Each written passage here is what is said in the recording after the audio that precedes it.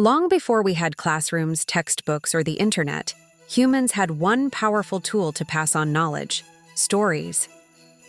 From cave paintings 30,000 years ago to bedtime tales today, storytelling has been humanity's oldest and most effective way of teaching. Every culture across time has relied on stories. The School of Life explains that storytelling gave us a way to make sense of chaos. Myths and legends were not just entertainment. They were lessons about morality, survival, and human relationships. In fact, Big Think highlights that oral traditions, whether the Greek epics or African folklore, acted as the first classrooms. Heroes and villains became teaching tools for courage, justice, and empathy. Modern science helps us understand why stories are so powerful. According to neuroscientist Paul Zak, storytelling triggers dopamine and oxytocin, making information more memorable and emotionally engaging.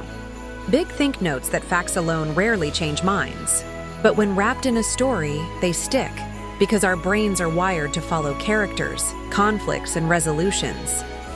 This is why we remember fables from childhood long after we forget equations. Kieran Egan, in Teaching as Storytelling, argues that stories are not optional in education, they're essential. School of Life reinforces this, saying that stories translate abstract concepts into human experience.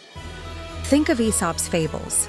A talking fox or tortoise may seem childish, but their lessons about patience and humility are universal. Even today, the most popular educators, whether in classrooms or on platforms like TED, use narrative to inspire, not just to inform. In our modern world, storytelling is everywhere, in films, advertising, social media, even politics.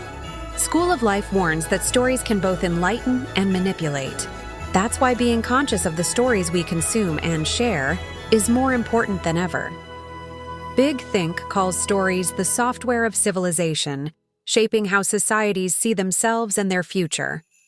From climate activism to space exploration, movements are driven by the stories we tell about who we are and where we're going. So why is storytelling the oldest and best teaching tool?